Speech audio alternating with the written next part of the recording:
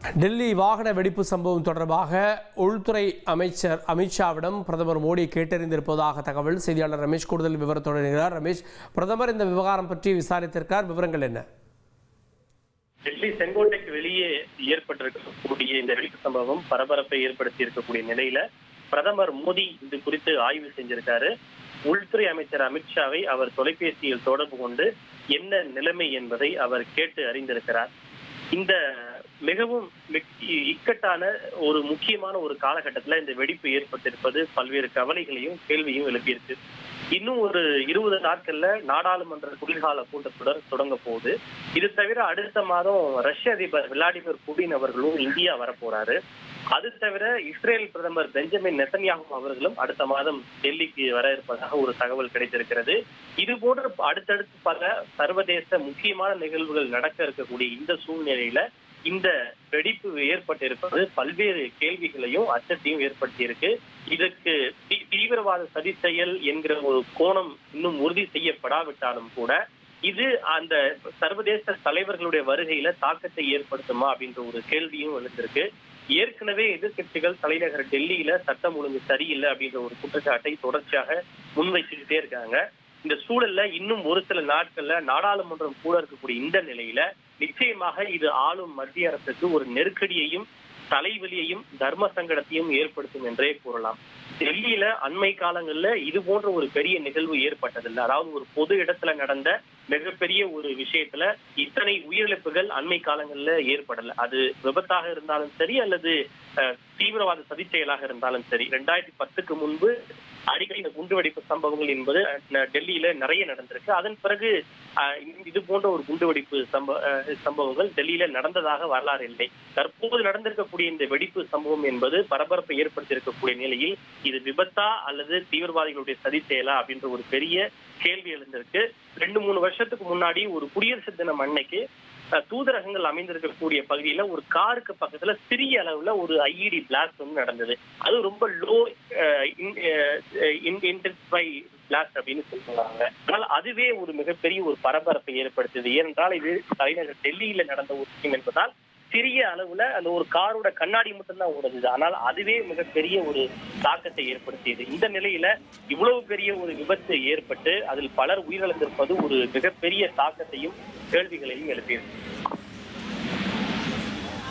இப்போ செங்கோட்டையை பொறுத்த வரைக்கும் நம்ம சுதந்திர தினம், குடியரசு தினம், முக்கிய நாட்கள், தலைவர்கள் வருகை, இது போன்ற நிகழ்வுகளில் செங்கோட்டையினுடைய பெயர் அடிக்கடி அடிபடும். இதை தாண்டி ஒரு புராதன சின்னம் இருக்கக்கூடிய ஒரு மிக முக்கியமான ஒரு பகுதி. இதனுடைய வரலாற்று சிறப்பம்சம் என்ன? இங்கே பாதுகாப்பு எப்பயுமே எப்படி இருக்கும்? டெல்லி தலைநகரம் என்பதால் இங்கு டெல்லி முழுவதுமே டெல்லி காவல்துறை மட்டுமல்ல துணை ராணுவ படையினரும் எல்லா இடங்களிலும் பாதுகாப்பில் இருப்பார்கள். அதே போலதான் டெல்லி செங்கோட்டையிலும் டெல்லி காவல்துறை மட்டுமல்லாது துணை ராணுவ படையினரும் பாதுகாப்பில் இருப்பார்கள்.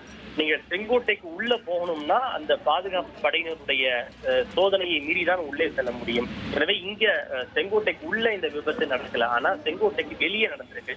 சற்று முன்னதாக போலீஸ் கமிஷனர் அவர்கள் பேசுகின்ற போது என்ன சொன்னார்னா, இந்த விபத்து நடைபெற்ற கார்ல சில பேசஞ்சர்ஸும் இருந்ததா அவர் சொல்லியிருக்காரு. எனவே அந்த கார்ல போன பயணிகள் சிலரும் உயிரிழந்திருக்கலாம் என்று அஞ்சப்படுகிறது. மூவிங் கார்ல, அதாவது போய்கிட்டு இருந்த கார்ல தான் இந்த வெடிப்பு ஏற்பட்டிருக்கு அப்படின்னு சொல்லியிருக்காரு. போய்கிட்டு இருந்த காரு சிக்னல்ல சில நிமிடம் நின்றதாக கூறப்படுகிறது. எனவே இது பல்வேறு கேள்விகளை தொடர்ந்து எழுப்பிக் கொண்டிருக்கிறது. இது தற்கொலைப்படை மாதிரியான ஒரு தாக்குதலா இருக்குமா, சதி செயல் இருக்கா, தீவிரவாதிகளுடைய சதி செயல் இருக்கா அப்படின்ற பல்வேறு கேள்விகள் இப்போது அடுத்தடுத்த கட்டங்கள்ல தொடர்ந்து எழுந்து கொண்டே இருக்கிறது. இதனால டெல்லியில ஏற்பட்டிருக்கக்கூடிய உஷார் நிலை என்ன? அருகே இருக்கக்கூடிய மாநிலங்கள், எல்லை பகுதிகளில் இருக்கக்கூடிய நிலவரங்கள் என்ன? இந்த வெடிப்பு சம்பவத்தை தொடர்ந்து முக்கிய நகரங்கள் உச்சபட்ச உஷார் நிலையில வைக்கப்பட்டிருக்கு. குறிப்பா மும்பை, கொல்கத்தா, டெல்லி அருகில் இருக்கக்கூடிய பல மாநிலங்களும் கூட உஷார் நிலையில் வைக்கப்பட்டிருக்கிறது. ஏற்கனவே இதற்கு முன்பு மும்பையில இந்த தாஜ் ஹோட்டலில் நடந்த தீவிரவாத தாக்குதல் எல்லாம் கூட ஒட்டுமொத்த நாடு முழுக்க பரபரப்பை ஏற்படுத்தி இருந்தது. எனவே அந்த அடிப்படையில முக்கிய நகரங்களில் ஒன்றாக இருக்கக்கூடிய மும்பையும் உச்சபட்ச உஷார் நிலையில வைக்கப்பட்டிருக்கு. இந்த சம்பவ இடத்திற்கு என்ஐஏ, என்எஸ்டி, ஃபாரன்சிக், டெல்லி காவல்துறையின் சிறப்பு பிரிவு, உளவுத்துறை உள்ளிட்ட பல்வேறு நிபுணர்களும் அங்கே சம்பவ இடத்திற்கு விரைந்து போயிருக்கின்றனர். உள்துறை அமைச்சர் அமித்ஷாவோட தொலைபேசியில தொடர்பு கொண்டு உளவுத்துறையினரும் டெல்லி காவல்துறையினுடைய கமிஷனரும் தொடர்ச்சியாக அவரை தொலைபேசியில் தொடர்பு கொண்டு என்ன நிலை என்ன நிலவரம் என்பதை தொடர்ச்சியாக அவருக்கு தகவல்களை தெரிவித்துக் கொண்டே வருகின்றனர். பொதுமக்கள் மத்தியிலே இது ஒரு சின்ன ஒரு பயத்தையும் ஒரு கொந்தளிப்பையும் ஒரு பீதியும் ஏற்படுத்தி இருக்கு அப்படின்னு தான் சொல்லணும். ஏற்கனவே டெல்லியில காற்று மாசு, அதே போல தொடர்ச்சியான இயற்கை பேரிடர்கள் வருவது போன்ற பல்வேறு விஷயங்கள் டெல்லி மக்களை கவலையில் ஆழ்த்திருக்கக்கூடிய இந்த ஒரு சூழ்நிலையில இது போன்று பொதுமக்கள் கூடக்கூடிய ஒரு மிகப்பெரிய இடத்துல நடந்த இந்த சம்பவம் மக்கள் மத்தியில ஒரு சிறிய அச்சத்தை ஏற்படுத்தி இருக்கு. அந்த அச்சத்தை போக்கக்கூடிய பொறுப்பும் காவல்துறைக்கு இருக்கு. காவல்துறை முழுமையா விசாரிச்சு இது ஒரு விபத்தா அல்லது ஒரு சதி செயலா, பயங்கரவாதிகளுடைய ஒரு பின்னணியில் இருக்கா என்பதை தெளிவுபடுத்தினால்தான் பொதுமக்களுடைய அந்த அச்சமும் பீதியும் நீங்கும் என்று எதிர்பார்க்கப்படுகிறது. இதுல முதல் கட்ட தகவல் எப்போ வெளிவரும்? ஏன்னா சில நிமிடங்கள்ல இது விபத்தா இல்லை சதி செயலான்னு சொல்றோன்னு காவல்துறை அதிகாரி ஒருத்தர் சொன்னதை நம்ம கேட்டோம். இன்று இரவு பிரஸ் மீட் பண்ணுவதற்கோ இல்லை இது தொடர்பான அஃபிஷியல் தகவல்கள் வெளிவருவதற்கோ வாய்ப்பு இருக்கா ரமேஷ்? அதாவது இது ரொம்ப சென்சிட்டிவான ஒரு விவகாரம். காவல்துறையை பொறுத்தவரை உடனடியாக எந்த விஷயத்தையும் தெரிவிக்க மாட்டார்கள். சற்று முன்னதாக செய்தியாளர்களை சந்தித்த சிஆர்பிஎஃபினுடைய டிஐஜியும் சரி, காவல்துறையினுடைய தலைவரும் சரி, இது உடனடியாக எங்களால் எதையும் சொல்ல முடியாது, டூ ஏர்லி டு சே, இது ரொம்ப முன்கூட்டியே நாம் சொல்வது என்பது முன்முடிவுக்கு வருவது, டூ ஏர்லி டு சே, தற்போதைக்கு எதுவும் சொல்ல முடியாது என்கிற விஷயத்தை மட்டும்தான் சொல்லியிருக்காங்க. சிலர் காயமடைந்திருக்கிறாங்க, சிலர் மரணம் அடைந்திருக்கிறாங்க. நாங்க ஒரு நிலைமையை உன்னிப்பாக கண்காணிக்கிறோம் அப்படின்ற விஷயத்தை மட்டும் தான் சொல்லியிருக்காங்க. ஒருவேளை அப்படி ஏதாவது தவறாக நடந்திருந்தாலும் கூட காவல்துறைக்கு ஆதாரங்கள் கிடைக்கின்ற வரை அவர்கள் எந்த விதமான விஷயத்தையும் வெளிப்படையாக சொல்ல மாட்டார்கள். ஏனென்றால் ஃபாரன்சிக் டீம் சம்பவ இடத்துல தற்போது போயிருக்குன்னா அவர்கள் தடயங்களை எல்லாம் சேகரித்து இதுல ஏதாவது சந்தேகத்திற்கிடமான வகையில கிடைத்து அது ஆய்வுக்கு உட்படுத்தப்பட்டு முடிவுகள் வந்தால்தான் காவல்துறையை உறுதியா ஏதாவது விஷயத்தை சொல்வார்களே தவிர அதற்கு முன்னதாக காவல்துறையில் எந்த விஷயத்தையும் தெரிவிக்க மாட்டார்கள். அதிமுக்கிய விவரங்களை அனைவருக்கும் புரிய வைக்கும் பாட்காஸ்ட். பொருளாதார பல ட்ரில்லியன் ஆயுதங்களை கொள்முதல் செய்யறது, சம்பவங்களை தேடி களத்திற்கே உங்களை அழைத்துச் செல்லும் spotlight.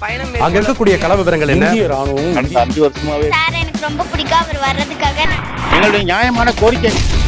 Even at the cost of stopping. பார்வையாளர்களையும் செய்திக்குள் பங்கெடுக்கச் செய்யும் மக்கள் குரல். 50 ரூபாய் எங்களுக்கு தண்ணிக்கு ஒரு தீர்வே இல்லைங்க 10 வருஷமா. எங்களுக்கு சரியான ஒரு விடிவு கிடைக்கவில்லை. 60,000 ஏக்கருக்கு தான் கேட்கிறோம், பிச்சை கேட்கறாங்க. புத்தம் புதிதாக வித்தியாசமாக சில இடங்கள்ல பாகிஸ்தான்லயே பாராட்ட வேண்டாம், ஆனால் அதற்கு கொச்சைப்படுத்த வேண்டாம் என்று நான் கேட்டுக்கொள்கிறேன். மதத்தால் இனத்தால் மக்களை எப்படியெல்லாம் பிளவுபடுத்த முடியுமோ அந்த பிளவிற்குண்டான ஆயுதமாக இந்த மாநாட்டை அவர்கள் பயன்படுத்த நினைக்கின்றார்கள். அரசியலிலிருந்து சினிமா தனித்து இயங்க முடியாது. அனைத்தும் உங்களுக்காக. எப்போதும் இணைந்திருங்கள் தந்தி டிவியுடன்.